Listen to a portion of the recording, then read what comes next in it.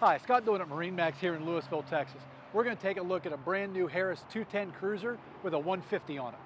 All right, so 210 Cruiser. Again, one of the first things people notice when they get on board this boat is Bimini top is really big on this boat. It's 12 foot long, super high. I mean, I'm 6'2". I mean, this Bimini top's almost 8 feet tall, which is great. Does fold down for storage purposes. In-floor ski locker, wraparound seating, does have lighting in the cup holders and the seat bases.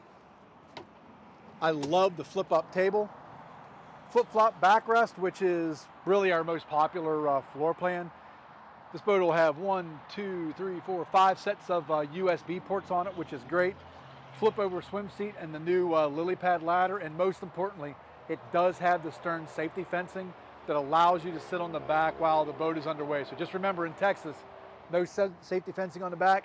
Can't sit back there legally while the boat is moving. So if you got any questions about this or any other boats you see online, pick up the phone and give us a call. We'd love to talk to you.